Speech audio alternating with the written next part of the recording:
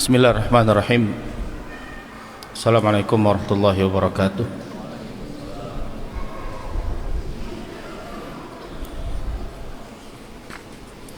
Alhamdulillah, nahmaduhu wa nasta'inuhu wa nastaghfiruh wa na'udzu billahi min syururi anfusina wa sayyiati a'malina.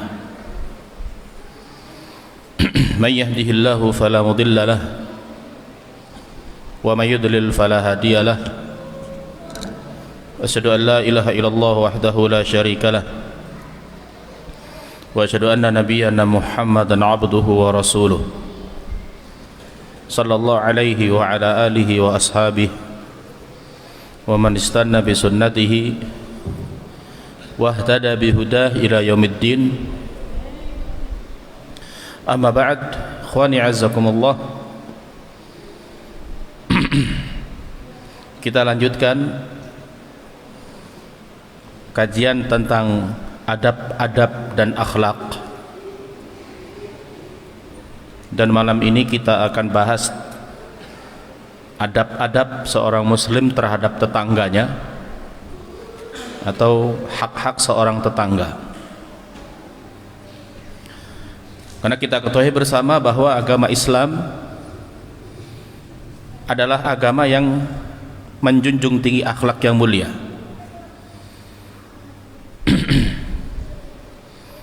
Agama yang memperhatikan seluruh aspek kehidupan manusia, baik hubungan seorang hamba dengan Tuhannya, juga hubungan manusia dengan makhluk. Dan salah satu adab seorang muslim dengan makhluk adalah memperhatikan hak tetangga.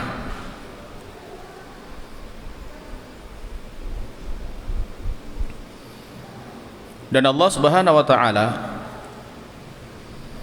telah menyebutkan hal itu di dalam surat An-Nisa di ayat 36. Allah berfirman, wa'budullaha wa la tusyriku bihi syai'a wa bil walidaini ihsana wa bidil qurba wal yatama wal masakin wal jari dil qurba wal jaril junubi was sahibi bil jam wa ibnis sabili wa ma malakat aymanukum innallaha la yuhibbu man kana mukhtalan fakhura.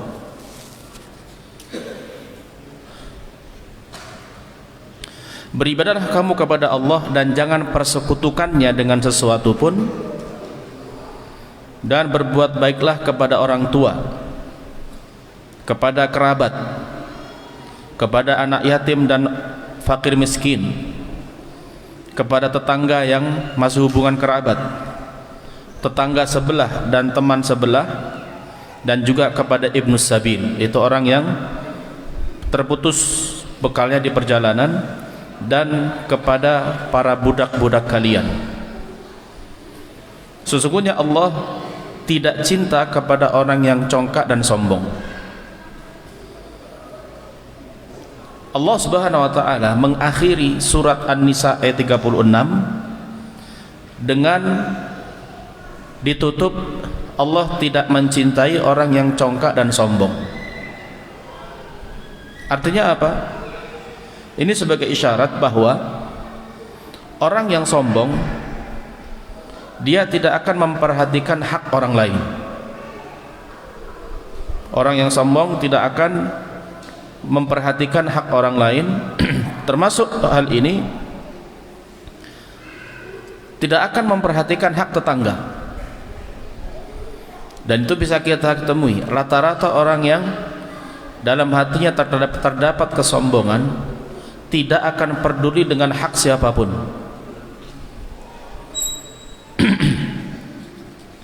Berbeda dengan seseorang yang taat kepada Allah dan rendah hati, maka dia sangat memperhatikan hak dirinya dan juga hak seorang muslim, termasuk dalam hal ini hak seorang tetangga. Sehingga orang yang taat kepada Allah dan ada rasa rendah diri dalam hatinya, dia tidak akan sembarangan dalam bermuamalah dengan orang lain, termasuk dengan tetangga.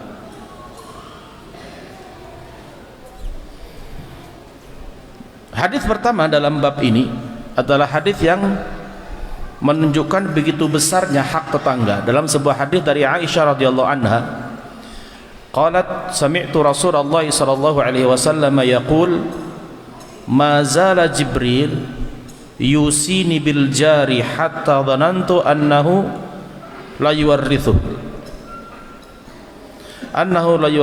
la yuwarrithanna. Dalam riwayat lain annahu sayuwarrithu. Dari Aisyah radhiyallahu anha, dia berkata, aku mendengar Rasulullah sallallahu alaihi wasallam bersabda, Jibril itu terus mewasiatkan kepadaku agar engkau berbuat baik kepada tetangga, berwasiat agar tetangga itu diperhatikan haknya, sampai aku menduga Jibril itu akan menjadikan tetangga itu sebagai ahli waris. Artinya sampai-sampai hampir saja Jibril itu menjadikan tetangga mendapatkan warisan. Yang mana hadis ini menunjukkan besarnya hak tetangga, karena hampir saja dia dijadikan sebagai salah satu dari ahli waris bila seseorang meninggal. Dan Allah Subhanahu wa taala menentukan hak-hak tetangga dalam ayat tadi. Dan itu disebabkan karena tetangga itu posisinya tidak seperti orang lain. Karena tetangga itu adalah orang yang berdampingan dengan kita. Rumahnya berdekatan, sering bertemu, tiap hari kita bertemu. Berbeda dengan orang yang jauh. Bahkan tidak sedikit antara tetangga itu saling membutuhkan. Sehingga ketika tetangga itu rumahnya berdekatan, sering berjumpa, sering bertemu, sering saling melihat, dan sesama tetangga saling membutuhkan, maka di sini kemudian dalam Islam dibuat ada aturan-aturan dan adab-adab seseorang kepada tetangganya.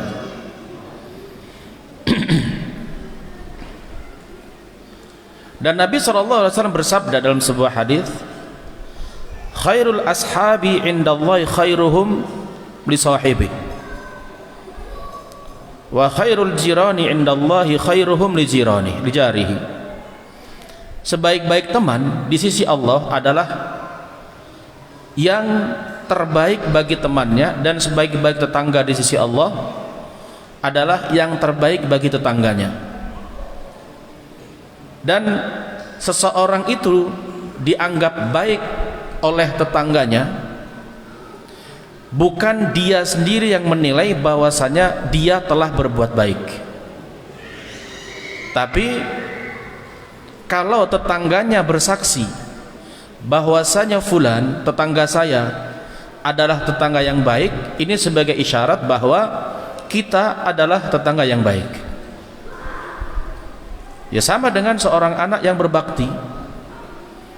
Kalau seorang anak itu ditanya apakah kamu anak yang berbakti, pasti dia mengatakan iya.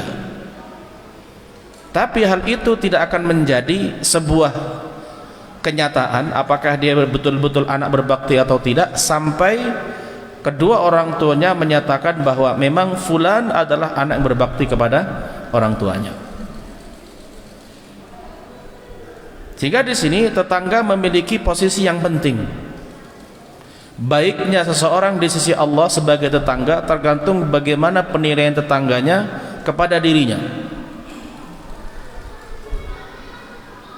Dan ketika seseorang ingin mendapatkan tempat terbaik di sisi Allah sebagai seorang tetangga, ini mau tidak mau dia harus memperhatikan apa saja tetangganya. Karena ketika kita mengatakan berbuat baik kepada tetangga, ini tidak terbatas perbuatan apa. Segala sesuatu yang itu sebagai sebuah kebaikan, maka dituntut kita lakukan kepada tetangga kita. Dan segala sesuatu yang itu sebuah keburukan, maka tidak boleh kita lakukan kepada tetangga kita. Kita ingat hadis ini ketika Rasulullah mengatakan bahwa sebaik-baik tetangga di sisi Allah adalah yang terbaik bagi tetangganya. Ini mengisyaratkan bahwa seseorang yang berbuat baik kepada tetangga harus berdasarkan keikhlasan kepada Allah, bahwa dia berbuat baik kepada tetangga supaya mendapatkan nilai dari Allah, bukan dari tetangga. Sehingga apa? Hadis ini merupakan sebuah hiburan bagi orang yang berbuat baik kepada tetangga, tapi tetangganya tidak membalas dengan kebaikan. Hadis ini sebagai hiburan buat seseorang. Tetangga ini sudah dikasih, sudah dibaiki, sudah dibantu dan sebagainya, kok masih berbuat seperti itu. Ingat hadis ini bahwa yang kita harapkan saat berbuat baik kepada tetangga adalah berada di sisi Allah, sebagai di posisi Allah, berada di posisi yang baik di sisi Allah Subhanahu wa taala. Sehingga berbuat baik kepada tetangga itu bukan apa untuk membalas, karena tetangga setelah berbuat baik maka saya berbuat baik, tidak. Tapi semata-mata yang kita kejar adalah posisi terbaik di sisi Allah sebagai seorang tetangga. Dan kalau seandainya seseorang itu memiliki tetangga yang baik, maka ini merupakan sebuah kebahagiaan. Dalam sebuah hadis Rasulullah SAW bersabda, arba'un minas sa'adah, ada 4 perkara yang termasuk dari kebahagiaan. Ini 4-4-nya ini kalau ada pada seseorang, maka dijamin dia akan mendapatkan kebahagiaan di akhirat, di dunia dan juga di akhirat. Dan sebaliknya, kalau ada orang tidak punya 4 perkara ini, bisa dipastikan dia akan kesulitan atau sengsara. Nabi mengatakan arba'un minas sa'adah, 4 perkara termasuk dari kebahagiaan. Yang pertama, al-mar'atus salihah wal maskanul wasi' wal jarus salih wal markabul hani. Wa arba'un minas syaqawah al jarus su' wal mar'atus su' wal maskanud dayyiq wal markabus su'. Rawahu Ibnu Hibban. 4 perkara dari kebahagiaan. Yang pertama adalah istri yang salihah. Ini yang pertama Nabi sebutkan, istri yang salihah. Kenapa? Karena istri ini yang sering akan bersama kita, terutama di dalam rumah, kadang keluar rumah juga bersama. Ini yang pertama Nabi sebutkan, istri yang salihah. Kalau yang pertama ini sudah kita tidak dapatkan, mendapatkan seorang istri yang tidak salihah, 3 yang lainnya akan hambar.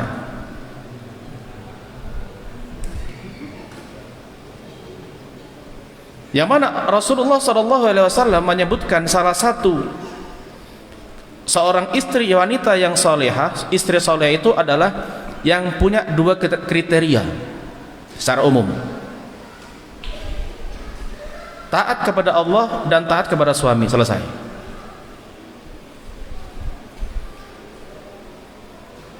Jadi kewajiban istri apa? Ya taat kepada Allah, taat kepada suami. Oh, berarti kalau masak itu nggak wajib? Ya memang asalnya perempuan nggak wajib masak, nyuci itu nggak wajib. Tapi kalau disuruh suami, ya berarti harus laksanakan, karena dalam rangka taat kepada suami. Dan itu setiap daerah berbeda.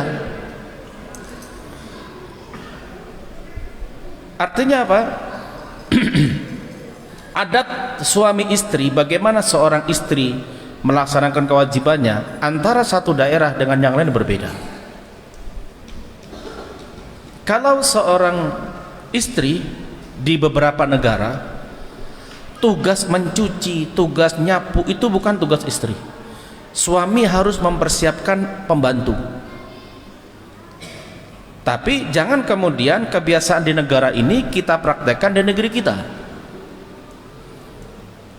Yang mana di negeri kita ini jarang-jarang atau bukan kebiasaan seorang suami menyediakan pembantu untuk mengurusi rumah. Artinya apa? Kalau di negeri lain, ketika seorang istri dilamar dan kemudian menjadi seorang istri dari seorang laki-laki, dia tidak ada kewajiban untuk mengurusi rumah, membersihkan, masak dan sebagainya. Tapi di negeri kita berbeda. Saat istri wanita sudah sah menjadi istri, artinya dia juga punya tanggung jawab untuk di rumah suaminya. Dan kesempurnaan istri solehah itu adalah ketika suami tidak di rumah. Makanya Allah katakan, "Fas-solihatu qanitatun hafizatun lil ghaibi bima hafizallah." Wanita-wanita solehah itu adalah yang qanitat, taat kepada Allah. Hafizat, menjaga diri. Lil ghaib, ketika suaminya tidak ada, dia tetap menjaga diri. Bima hafizallah, ini menunjukkan dia menjaga diri dengan penjagaan dari Allah. Artinya seorang istri yang mampu menjaga diri itu semata-mata karena Allah yang menjaga dia. Dan semua akhlak yang dimiliki oleh seseorang semata-mata karunia dari Allah. Seseorang tidak boleh bangga dengan akhlak baiknya, bangga dengan amalnya, karena kalau Allah yang tidak memberikan kita akhlak baik, tidak akan kita miliki akhlak tersebut. Sehingga ada sebagian wanita yang menjadi seorang istri, di depan suaminya dia tampak baik, begitu suaminya tidak ada, tidak jaga diri. Suami di rumah nurut, suami nggak ada, live di TikTok. Ini bukan kriteria suami istri yang salehah. Yang Allah katakan justru seorang wanita yang salehah itu adalah hafizatun lil ghaibi bima hafizallah. Saat suaminya tidak ada, dia tetap menjaga diri. Ini yang pertama. Dan ini penentu 3 kebahagiaan yang lain. Yang kedua, kata Rasulullah, sumber kebahagiaan yang pertama istri yang salehah, yang kedua adalah al-maskanul wasi', rumah yang luas. Ini tidak berarti kemudian rumah minimalis enggak membahagiakan. Karena maksud dari yang rumah luas di sini artinya seseorang punya rumah yang mana kebutuhan dia di dalam rumah sudah ada.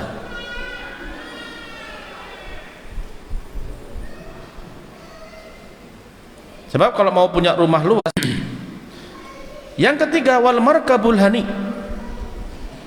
dan kendaraan yang nyaman. Tidak berarti juga yang mahal. Intinya dia punya kendaraan yang biasa dia pakai untuk kebutuhan dia pergi keluar rumah. Dan yang keempat, dan yang ketiga, wal jarus salih. Yang pertama tadi istri soleha, yang kedua rumah yang luas, yang ketiga tetangga yang baik.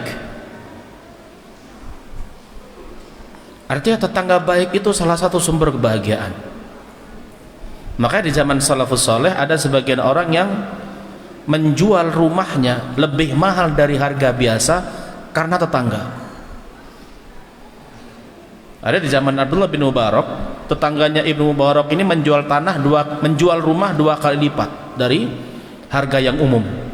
Sama yang mau beli ditanya, kenapa engkau jual lebih mahal? 2 kali lipat. Misal harganya 50 dinar. Antum jangan lihat 50 dinar itu kecil, 50. Jangan lihat 50 dinar. 1 dinar itu 4 gram 1/4.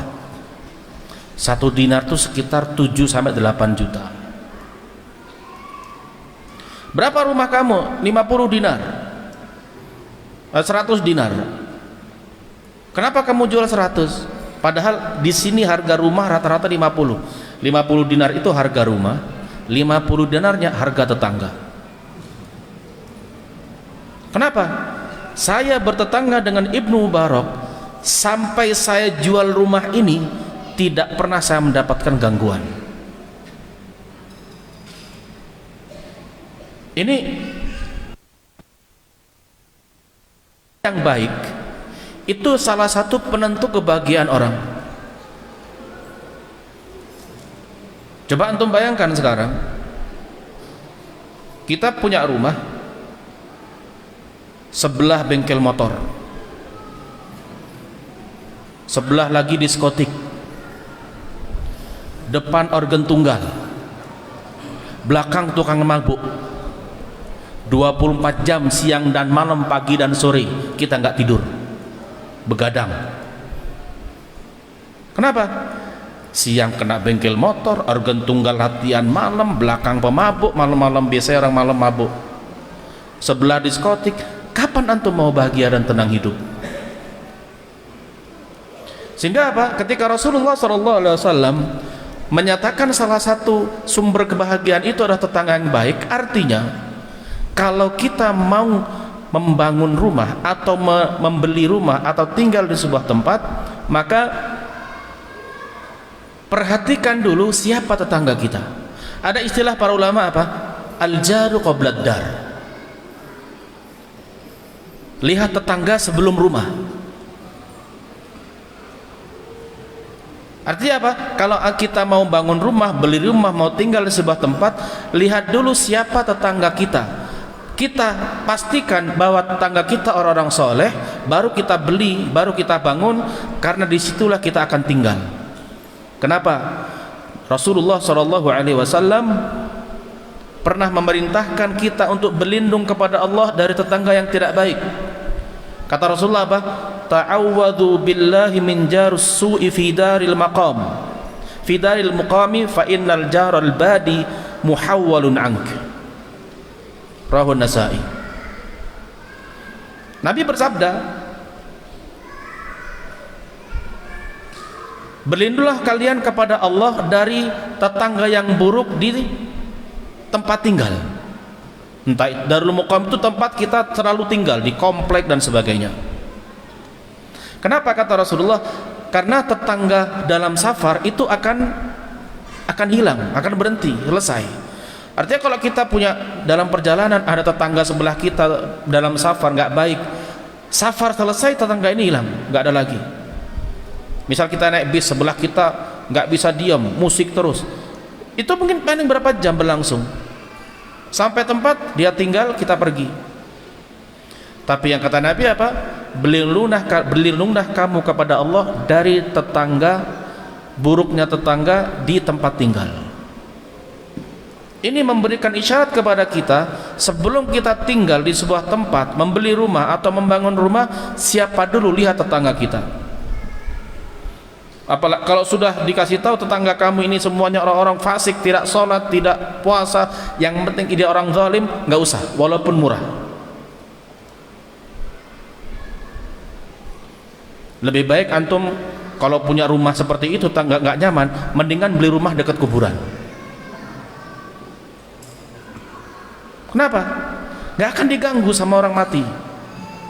Jangan takut, nggak ada pocong. Pocong itu cuma di film. Biasanya rumah dekat kuburan tuh murah. Keuntungannya apa? Rumah dekat kuburan, pertama tidak pernah, yang kedua mengingatkan kita, masa takut sama kuburan.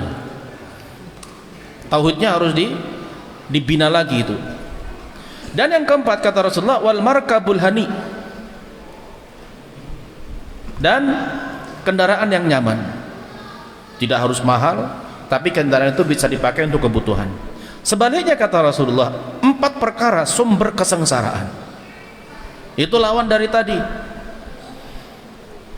Tetangga yang buruk, istri yang tidak salehah, istri yang buruk, rumah yang sempit, dan kendaraan yang buruk, yang selalu bermasalah.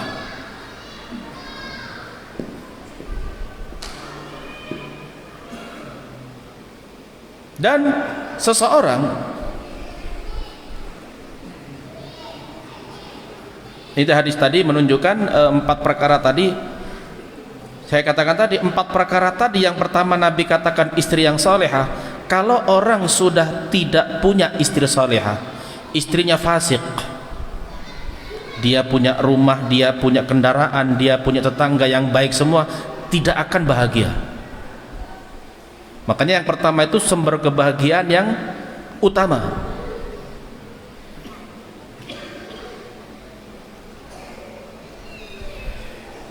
Wa Nabi Hurairah radhiyallahu anhu qala Rasulullah sallallahu alaihi wasallam, man kana yu'minu billahi wal yaumil akhir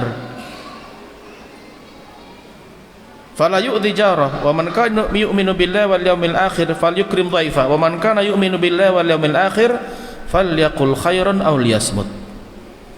Dan Nabi SAW dalam sebuah hadis dari Abu Hurairah menyebutkan tentang bahwa ciri-ciri baiknya iman seseorang itu salah satunya adalah dia tidak mengganggu tetangga.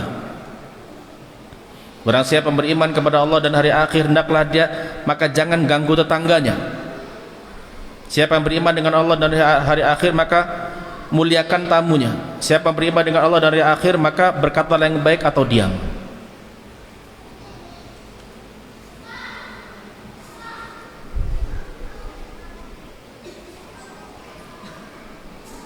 Dalam hadis lain dari Abu Syarh Al-Khuzai bahwa Nabi mengatakan, siapa yang beriman dengan Allah dan hari akhir, hendaklah dia berbuat baik kepada tetangganya. Ini sebuah isyarat bahwa di antara kesempurnaan iman seseorang kepada Allah, apakah dia berbuat baik kepada tetangganya atau tidak. Dan hadis ini juga dijadikan dalil oleh ulama Ahlussunnah bahwa amalan itu bagian dari iman. Baiknya iman seseorang yang ada dalam hati bisa dinilai dari bagaimana amal jawarih dia yang baik. Kalau iman orang itu lemah, bahkan kalau tidak punya iman, hampir dipastikan amalnya tidak baik.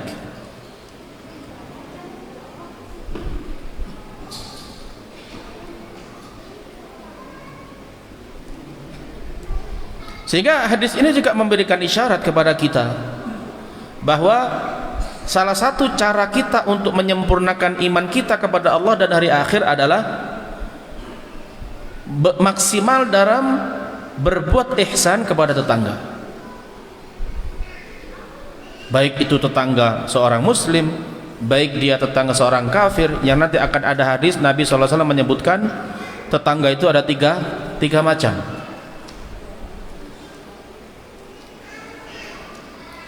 Dan berbuat baik kepada tetangga itu ada 2 kaidah. Secara umum 2 kaidah ini adalah kaidah bermuamalah dengan siapapun, dengan tetangga, dengan saudara, dengan teman, dengan orang lain. Dan karena tetangga itu juga bagian dari orang yang harus kita berikan haknya, maka menjalankan hak-hak tetangga itu kaidahnya ada 2. Yang pertama adalah ikramil jar wal ihsanu ilaih, memuliakan tetangga dan berbuat baik kepada dia. Dan dalam Islam tidak ditentukan bagaimana cara berbuat baik kepada tetangga, maka itu kembali kepada yang umum bahwa segala kebaikan itu bisa dilakukan kepada tetangga.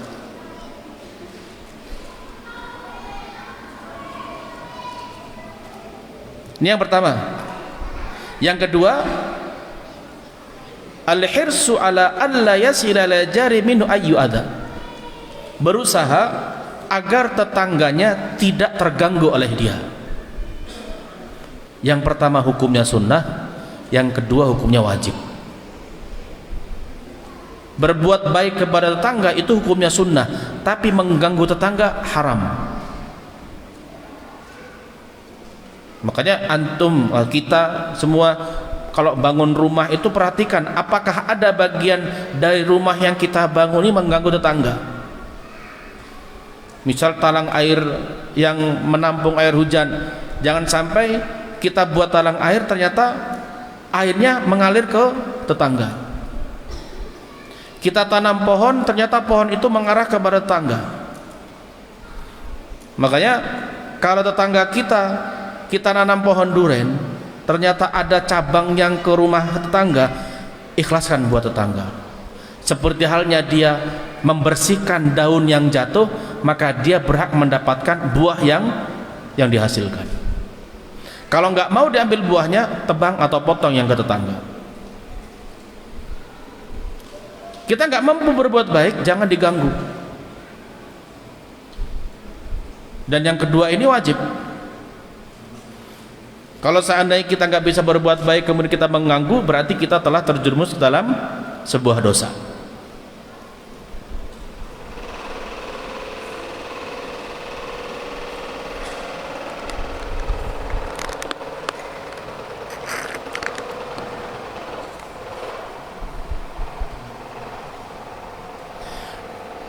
Dan itu disebutkan dalam hadis.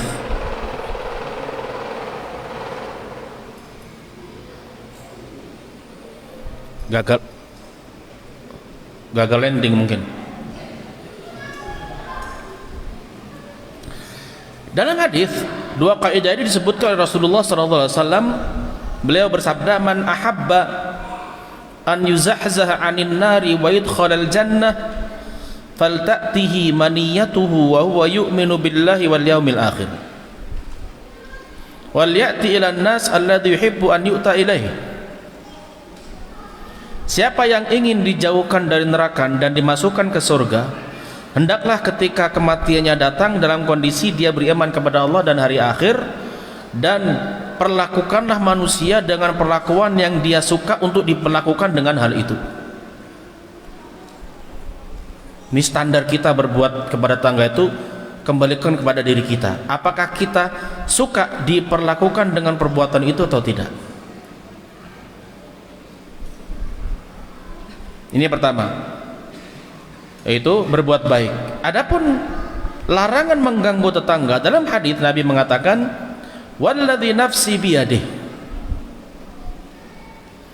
la yu'minu ahad abdun hatta yuhibba li jarihi aw li akhihi ma yuhibbu li nafsi.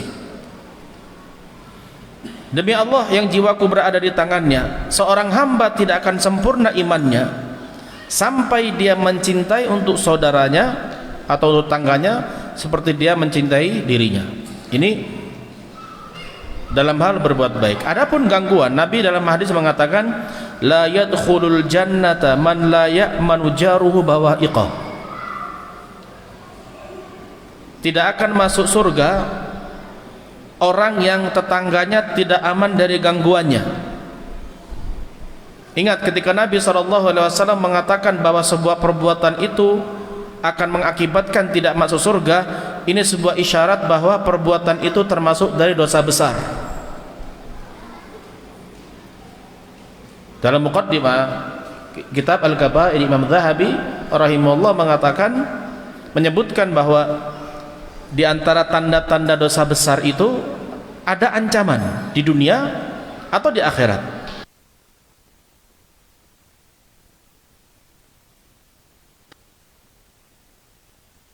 Masuk neraka. Ini ciri-ciri perbuatan itu dosa besar. Dalam hadis ini Rasulullah SAW menyebutkan bahwa orang yang tetangganya tidak aman dari gangguannya, dia tidak masuk surga. Ini isyarat perbuatan orang mengganggu tetangga salah satu dari perbuatan dosa besar. Bahkan dalam hadis lain Nabi bersumpah, wallahi la yu'min, wallahi la yu'min, wallahi la, 3 kali Nabi bersumpah tidak akan beriman, tidak beriman, tidak beriman. Para sahabat bertanya, wahai Rasulullah, siapa itu? Apa kata Nabi? Al-jarun la ya'manu jaru wa wa'iqah. Seorang tetangga yang tetangganya itu tidak aman dari gangguannya. Di sini Rasulullah SAW meniadakan keimanan orang yang tetangganya terganggu oleh dia.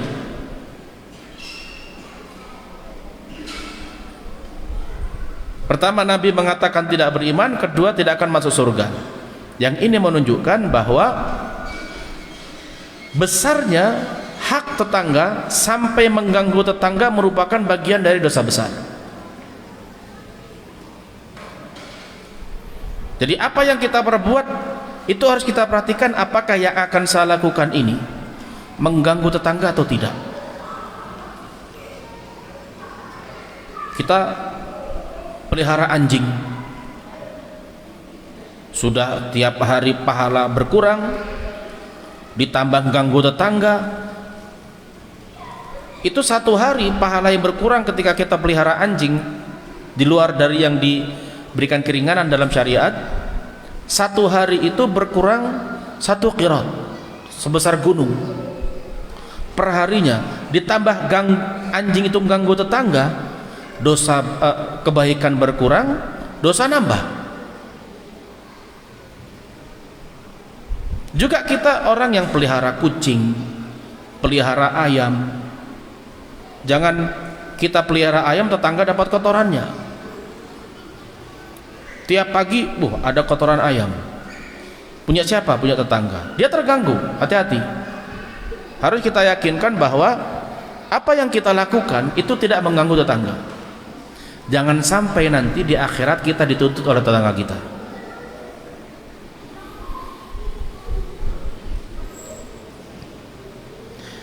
Kemudian dalam hadis lain Rasulullah SAW,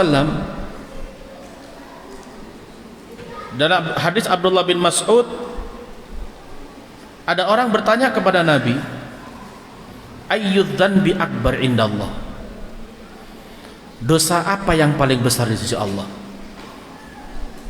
Maka Nabi menjawab, antad'uwa ini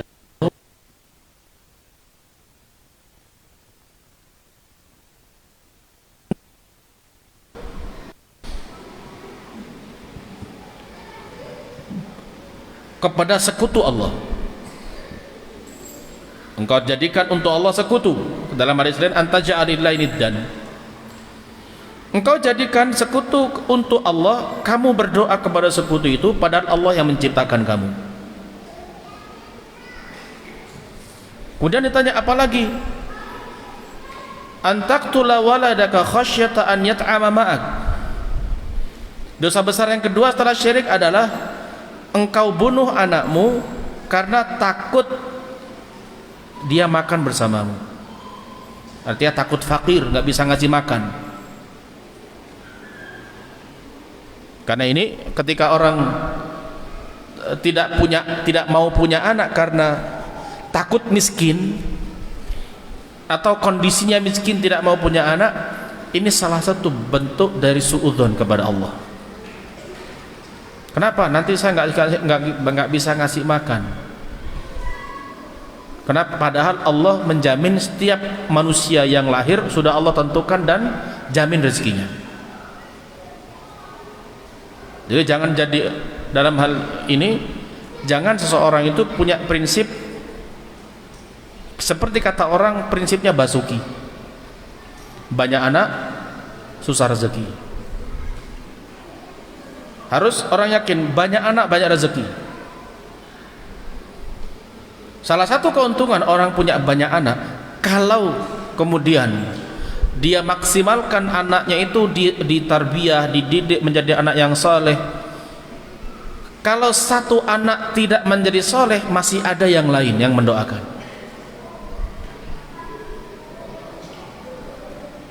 Kalau punya anak satu, kita meninggal lalu anak itu Allah takdirkan berubah, siapa lagi mendoakan kita?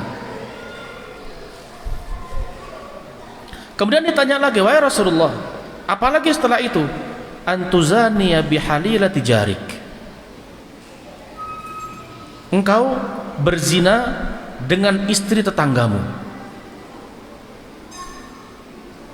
Zina itu dosa besar, dan akan lebih besar dosanya ketika seseorang itu berzina dengan istri tetangga. Maka Ibnu Qayyim rahimahullah taala mengatakan, wala ba'iqata a'dham minaz zina bimra'atil jar bimra'atihi fazina bimi'ati imra'atin la zawjala aisaru indallah minaz-zina bimra'atil jar. Ibnu Qayyim mengatakan tidak ada dosa yang lebih besar dibandingkan berzina dengan istri tetangga. Maka berzina dengan 100 wanita yang tidak punya suami itu lebih ringan di sisi Allah daripada berzina dengan 1 orang wanita dari istri tetangga. Kenapa? Tetangga itu wajib dijaga dari segala keburukan. Ini malah diajak berbuat dosa. Udah gitu dia mengkhianati suami tetangganya, mumpung suaminya safar. Dijaga istrinya, ini jaga atau jaga? Makanya, dan itu diperkuat oleh hadis Nabi SAW. Ketika Nabi bertanya, ini pertanyaan bukan karena tidak tahu, tapi Nabi ingin mengambil perhatian para sahabat. Apa kata Rasulullah? Bertanya, "Ma taquluna fi zina?" Qalu harramahu Allah wa rasuluh. Fa huwa haram min yaumil qiyamah. Apa pendapat kamu tentang hukum zina? Nabi bertanya di hadapan para sahabat. Apa jawaban sahabat? Allah haramkan, Rasulullah haramkan, dan itu haram sampai hari kiamat. Kata Rasulullah setelah itu, la an yazina ar-rajulu bi 'ashrati niswatin aisaru 'alaihi min an yazina bi imra'atil jar. Lalu Nabi mengatakan, benar-benar seseorang dari kamu berzina dengan 10 wanita, itu nilai dosanya lebih ringan dibandingkan dia berzina dengan istri tetangganya. Lalu Nabi bertanya lagi, "Ma taquluna fis sariqah?" Apa pendapat kamu tentang hukum mencuri? Para sahabat mengatakan yang sama. Allah haramkan, Rasulullah haramkan, dan itu haram sampai hari kiamat. Maka Nabi mengatakan, la an yasriqar rajulu min 'ashrati abyatin aisaru 'alaihi min an yasriqa min jarih. Seseorang dari kamu mencuri dari 10 rumah yang bukan tetangganya, itu lebih baik atau lebih ringan dosanya daripada dia mencuri dari tetangganya. Hati-hati mangga tetangga. Kalau sudah mangga tetangga, jangan diambil, kecuali yang ke rumah kita. Itu milik tetangga, tetap tidak boleh kita ambil. Mencuri 1 mangga tetangga, nilai dosanya lebih besar dari mencuri dari 10 pohon tetangga, pohon yang bukan milik tetangga.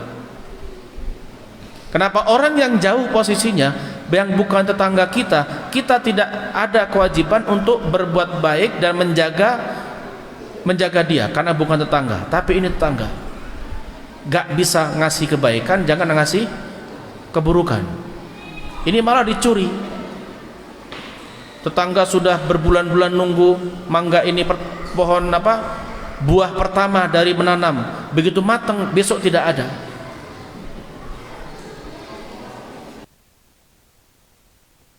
Kita ini tetangga soleh, menguntung. Buat dia kita tetangga yang tidak baik. Kenapa? Dicuri terus. Ini mengisyaratkan bahwa dosa itu walaupun sama, tapi kadar dosanya berbeda. Seperti halnya iman itu bertingkat-tingkat, dosa juga bertingkat-tingkat. Dosa yang sama, tingkatan dosanya lebih besar dilihat dengan siapa dia berbuat dosa. Orang kalau mencela orang lain memang berdosa, saat dia mencela orang tuanya lebih besar dosanya. Berzina itu haram, akan lebih besar dosanya kalau dia berzina dengan istri temannya, teman baiknya, istri tetangganya. Makanya hati-hati. Kalau sudah bukan mahram, jangan kemudian kita mau pergi, tolong saya mau pergi titip istri saya. Nggak usah. Kok istri titipkan? Mendingan, karena ini bapak mau dinas, mendingan taruh pulangkan dulu di rumah orang tuanya atau dari mahramnya.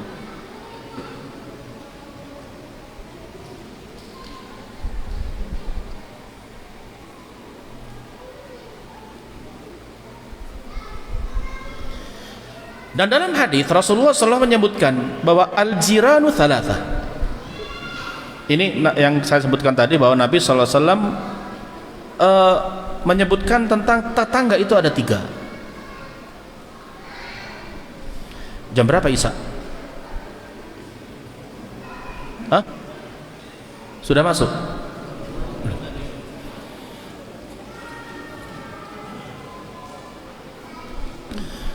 Dalam hadis diriwayatkan Nabi SAW bersabda, dan sebagian ulama atau para ulama berselisih tentang derajat hadis ini, tapi maknanya sahih. Beliau mengatakan al-jiranu thalatha, faminhum man lahu thalathatu huquq, wa minhum man lahu haqqani, wa minhum man lahu haqqun. Tetangga itu ada 3 macam. Di antara mereka ada yang punya 3 hak. Di antara mereka ada yang punya 2 hak, dan ada yang punya 1 hak. Fa amman ladzi lahu thalathatu huquq fal jarul muslimul qarib. Yang punya 3 hak itu adalah tetangga, seorang muslim, dan kerabat. Haknya apa? Hak tetangga, hak seorang muslim, hak kerabat.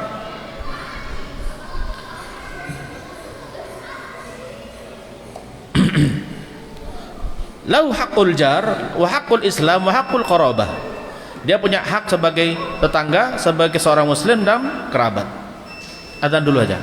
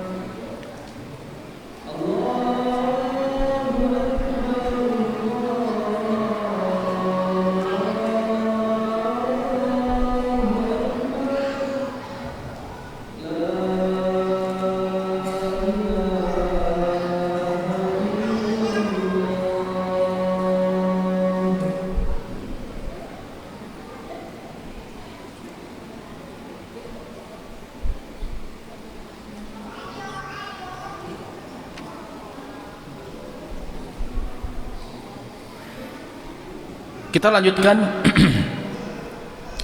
Yang 3 hak tadi Nabi mengatakan dia hak tetangga, hak seorang Islam, seorang Muslim, dan hak kerabat. Wa alladzi lahu haqqan, adapun yang punya 2 hak itu adalah fal jar muslim lahu haqqul jiwar wa haqqul Islam. Itu seorang tetangga Muslim dan dia seorang tetangga yang Muslim. Itu hak seorang Muslim dan hak seorang tetangga. Wa alladzi lahu haqqun wahid fal jarul kafir. Adapun yang punya 1 hak adalah tetangga yang kafir. Dia kafir, tapi sebagai tetangga dia punya hak untuk ditunaikan. Ini merupakan salah satu dari kesempurnaan Islam. Walaupun tetangga kafir tetap harus dihormati dan diperhatikan haknya. Makanya Abdullah bin Amr radhiyallahu anhu ketika kambingnya disembelih lalu kemudian dibawa kepada dia bertanya, ahdaitum lijarinal Yahudi, ahdaitum lijarinal Yahudi, apakah kalian sudah berikan kepada tetangga kita yang Yahudi dari sembelihan kambing tadi? 2 kali dia bertanya, kenapa? Dia mengatakan, karena aku mendengar Rasulullah bersabda, mazala Jibril yusini bil jari hatta dhanantu annahu sayuwarithu. Karena aku mendengar Nabi bersabda bahwa Jibril itu terus mewasiatkan agar berbuat baik kepada tetangga, sampai-sampai aku mengira bahwa Jibril itu akan menjadikan tetangga sebagai pewaris dari harta kita atau ahli waris.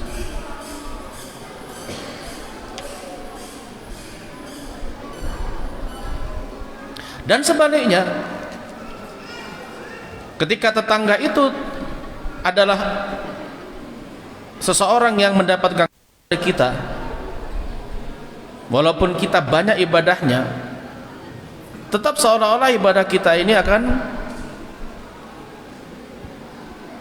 seolah-olah ibadah kita tidak ada manfaat. Dari Abu Hurairah berkata, qila lin Nabi sallallahu alaihi wasallam, ya Rasulullah, inna fulanah taqumul lail wa yasumun nahar wa yaf'al wa taf'al wa tatasaddaq wa tu'di jirana bilisaniha. Faqala Rasulullah sallallahu alaihi wasallam, la khaira fiha hayaf min ahlin nar. Qalu wa fulana tusalli maktuba wa tasaddaq bi athwar wa la tu'di ahadan. Faqala Rasulullah sallallahu alaihi wasallam, hiya min ahlil jannah. Ada yang bertanya kepada Nabi, wahai Rasulullah, sesungguhnya fulanah ini wanita. Kenapa disebutkan wanita? Dan ada hadis Nabi yang memerintahkan kepada kaum wanita, wahai wanita-wanita muslimah, janganlah tetangga itu meremehkan tetangga lain walaupun hanya memberikan masakan kikil. Walaupun kikil kambing yang dimasak, tetap perhatikan tetangga. Nabi mewasiatkan kepada kaum wanita agar memperhatikan hak tetangga karena yang sering di rumah itu perempuan. Dan kasus antar tetangga itu kadangkala diawali dari perempuan.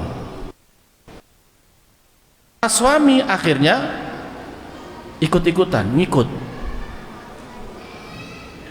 Jadi istilahnya suami-suami ini sama tetangganya baik, tiba-tiba tidak baik. Kenapa? Diawali istrinya berselisih dengan tetangganya, maka dia kemudian mengikuti istrinya.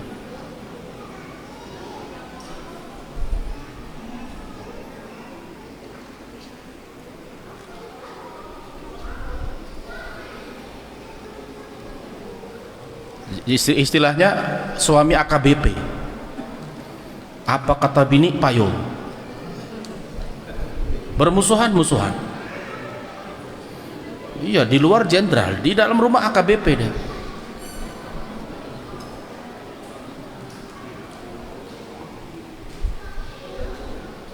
Maka Nabi mengatakan, wahai Rasulullah, ada yang bertanya, wahai Rasulullah, ada seorang wanita yang disebut fulanah, dia rajin sholat malam, rajin puasa di siang hari, dia berbuat kebaikan, dia bersedekah, tapi tetangganya dia sakiti dengan lisannya.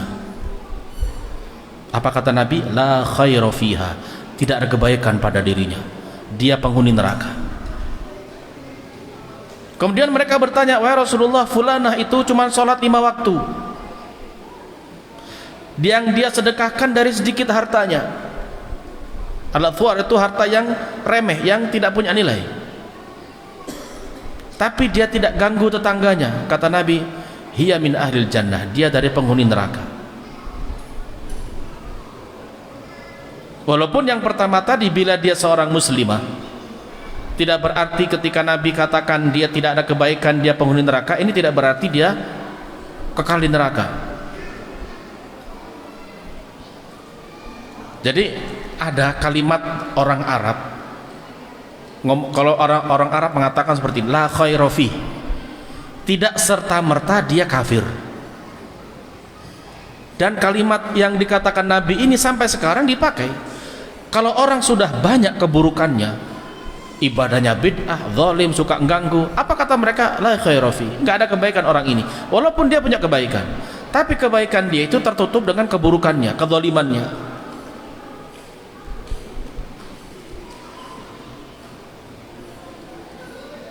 Lihat seorang wanita yang rajin sholat malam, rajin puasa, punya amal soleh banyak, tapi saat lisannya mengganggu tetangganya, Nabi katakan dia menjadi penghuni neraka. Itu baru dengan lisan. Lalu bagaimana kalau tetangga ganggu dengan perbuatan? Rumah tetangga disiram kotoran, kotoran manusia dikumpulkan taruh rumah tetangga. Bikin parit, atau parit itu ditahan supaya air di parit masuk rumah tetangga. Kalau dengan lisan saja sudah terancam dengan neraka, lalu bagaimana dengan perbuatan?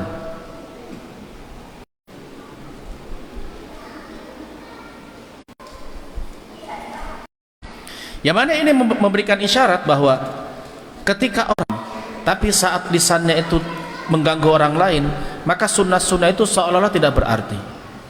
Kenapa?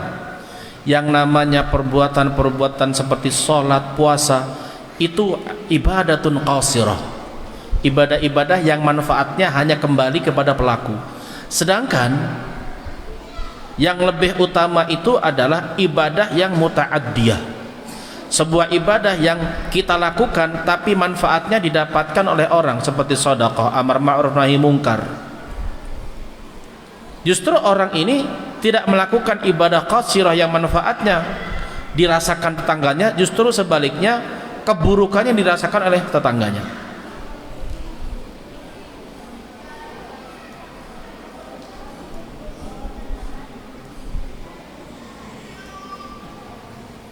Bahkan Rasulullah SAW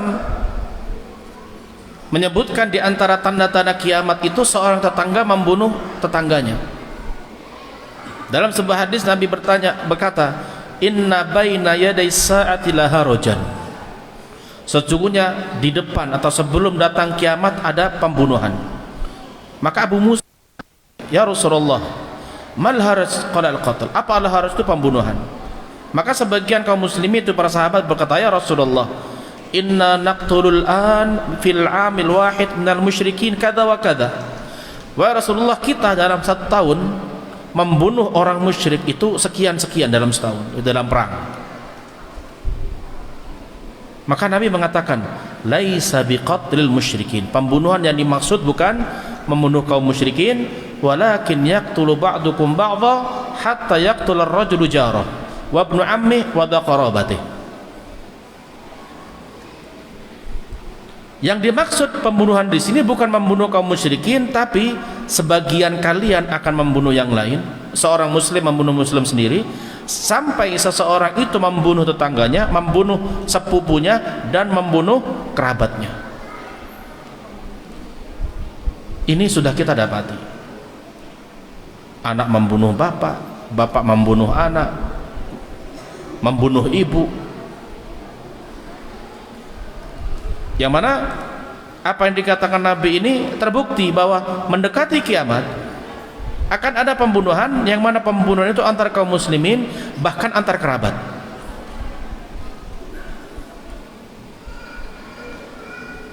Lalu kemudian ketika disebutkan oleh Nabi hal ini, ada sahabat yang bertanya, wahai Rasulullah, wa ma'ana uquluna dzalikal yaum, apakah pada saat itu orang-orang itu masih punya akal? Apa kata Nabi? La, mereka udah nggak punya akal lagi. Tunza'u qulu akthar dzalika zaman, akan dicabut akal kebanyakan orang-orang saat itu. Wa yakhlufu lahu haba minan nasi la uqula lahum, dan kemudian yang menggantikan mereka adalah orang-orang yang rendah, yang tidak punya akal. Ingat, akal di sini bukan hati, sifatnya hati. Allah katakan lahum qulubun la yaqiluna biha. Akal itu adalah sifat hati. Hatinya sudah dicabut perasaannya, sehingga ketika dia membunuh kerabatnya dia tidak merasa berdosa.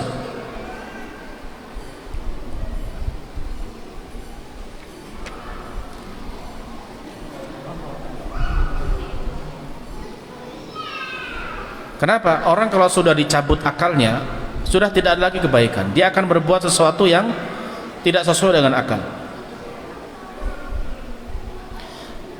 Datang seseorang kepada Rasulullah SAW, yang mana dia mengadu kepada Rasulullah, tetangganya mengganggunya. Dalam hadits Abu Hurairah dia mengatakan, ja'a rajul ya Rasulullah, qala rajul ya Rasulullah, inna li jaran yu'dhini.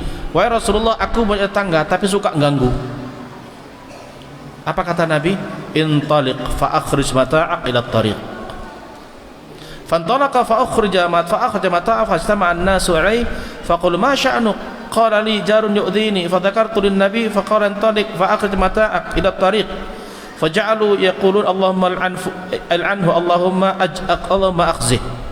Fabalaghahu fa atahu fa qala irji ila manzilika fa wallahi la udhik. Maka Nabi mengatakan, keluarkan barang-barangmu, taruh di jalan. Lalu dia keluarkan barang-barang di jalan. Kemudian orang berkumpul bertanya, kenapa kamu keluarkan barang-barang kamu di jalan? Dia menjawab, tetanggaku menggangguku dan aku sebutkan ucapan Nabi, lalu Nabi memerintahkan aku untuk mengeluarkan barangku di jalan. Setelah itu orang-orang pada tahu sebab dia mengeluarkan barang-barangnya, maka mereka kemudian melaknat dia dan mencela dia, sampai kemudian tetangga yang ganggu ini tahu dia dicela dan dilaknat oleh orang lain. Lalu dia berkata kepada tetangganya, pulanglah kamu ke rumahmu, demi Allah aku tidak akan mengganggu kamu lagi. Ini sampai begitu buruknya tetangga, sampai seseorang itu tidak lagi tahan sampai lapor. Artinya kalau orang sudah ngomong sama orang lain tentang buruknya tetangga, ini menunjukkan memang tetangga itu sudah keterlaluan.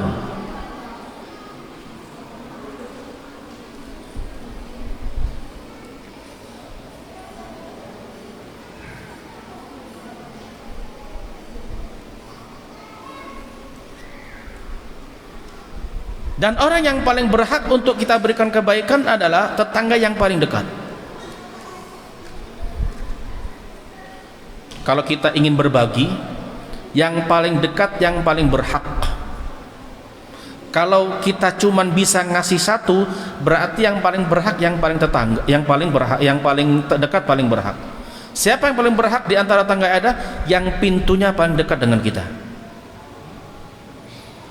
Aisyah bertanya, qultu ya Rasulullah, inna li jarain fa ila ayyihima uhdi? Qala ila aqrabihima minka baban. Wahai Rasulullah, aku punya dua tetangga, siapa yang berhak aku beri hadiah? Kata Rasulullah, yang paling dekat pintunya berhak dikasih. Jadi ukur kita punya duren, cuman bisa ngasih satu orang, ya ukur dulu tetangga yang paling dekat nih mana, diukur berapa meter tetangga fulan dan fulan. Jangan yang paling jauh dikasih, tetangga dapat baunya.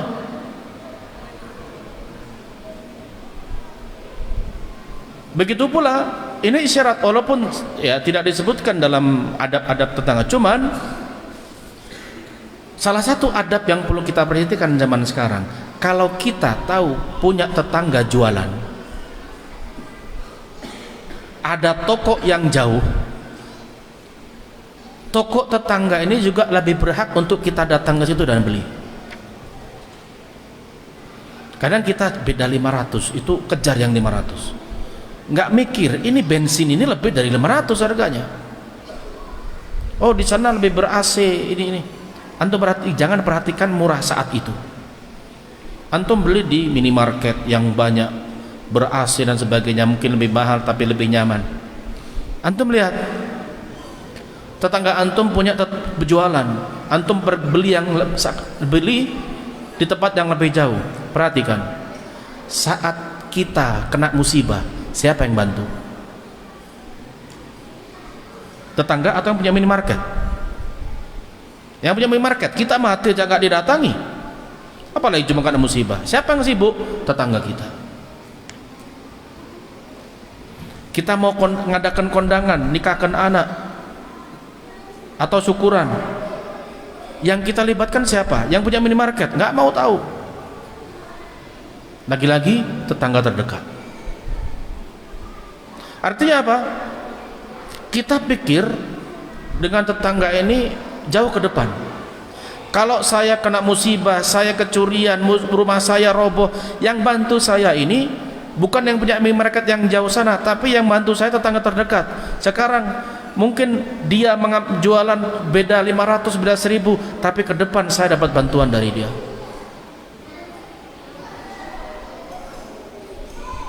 Tapi ya ketika kita tetangga yang jualan, ya juga harus tahu diri. Mentang-mentang tetangga itu lebih berhak, jualnya kemahalan nih, jangan kemahalan juga.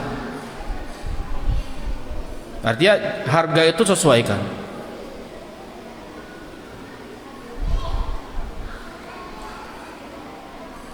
Ini kalau seandainya kita punya hadiah hanya untuk satu orang. Tapi kalau seandainya kita punya banyak, ya kalau tetangga kita bisa kita bagi semua, maka lebih baik dibagi. Memang resiko kita kadang mau ngasih hadiah itu, fulan dekat tapi jauh, dekat hubungannya tapi jauh rumahnya. Yang paling utama tetangga kita. Makanya antum punya resiko punya teman banyak, punya tetangga, pergi haji atau umroh, pulang mikir siapa yang koper nggak cukup, perhatikan yang terdekat. Makanya kalau seandainya setiap orang itu kalau seandainya memperhatikan hak tetangga, maka tidak akan ada yang terganggu. Apalagi kalau antum punya tetangga penjual sate. Jangan kalau seandainya tetangga kita masak, tetangga itu kita bagi, apalagi tetangga sudah tahu kita masak sate. Hak tetangga bukan hanya dikasih baunya, tapi dikasih barangnya. Apalagi tetangga kita tahu, wah fulan sebelah masak sate, masak gulai, di status WA-nya kirim, wah sedang menikmati gulai kambing. Di grup WA dikirim foto gulai kambing. Ngirim foto makanan itu nggak ada pahala. Yang dapat pahala itu kalau ngasih makanan baru berpahala. Kalau ngirim fotonya nggak ada pahalanya. Apa manfaat ngirim foto makanan di grup WA, di grup ini? Orang cuma dapat fotonya, nggak menikmati barangnya. Kalau mau dapat pahala, bagi makanannya, jangan bagi foto atau gambar foto makanannya. Tapi kalau seandainya kita punya barang banyak, ingin kasih hadiah semua, hadiah, maka berikan ke semuanya. Berapa rumah yang masih masuk kategori sebagai tetangga?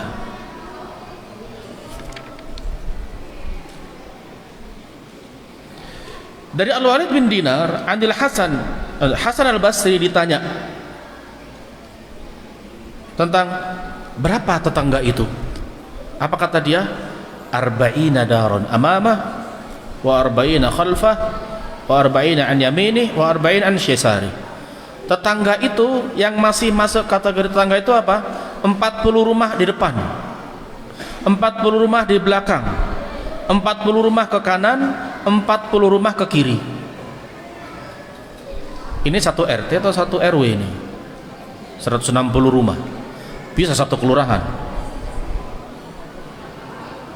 Artinya apa? Ini walaupun bukan hadis Nabi, tapi seorang tabi'in yang mengatakan, tabi'in dia mengatakan 40 depan, 40 belakang, kanan kiri 40, 160. Berarti kalau kita ikuti aturan ini, satu RW masih tetangga.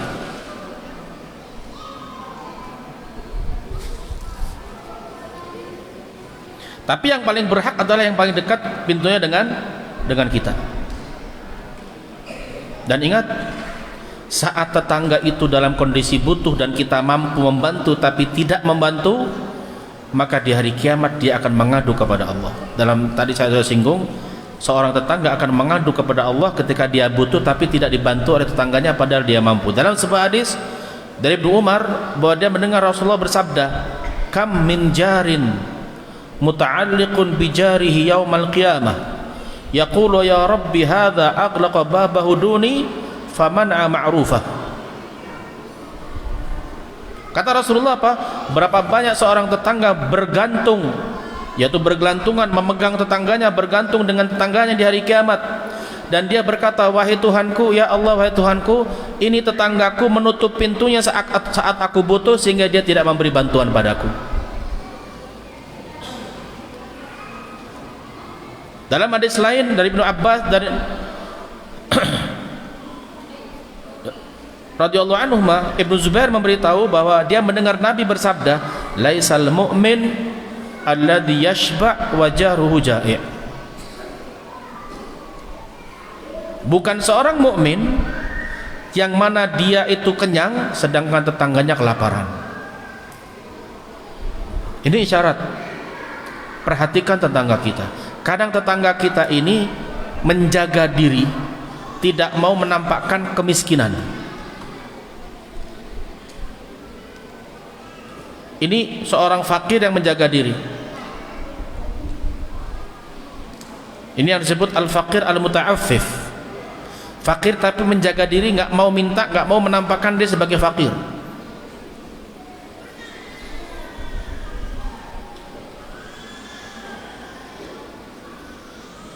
Artinya kata Rasulullah di sini sebagai isyarat tetangga itu perhatikan kondisi tetangganya, jangan sampai tetangga kita lapar, kita tidak tahu padahal kita masih punya kelebihan makanan yang banyak. Makanya komunikasi itu perlu antar tetangga.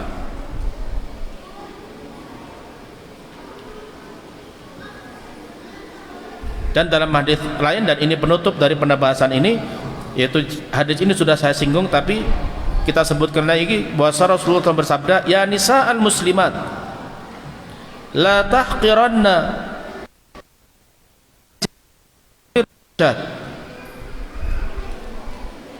wahai wanita-wanita muslimah, janganlah seseorang dari kamu itu meremehkan tetangganya, melupakan tetangganya, walaupun hanya sebatas memberikan kikil kambing. Nggak ada dagingnya, cuman kikilnya. Ini sebuah isyarat bahwa walaupun sesuatu yang remeh, kalau tetangga sudah mencium, kasih. Dalam hadis lain kalau tidak salah kepada Abu Dzar, Nabi mengatakan,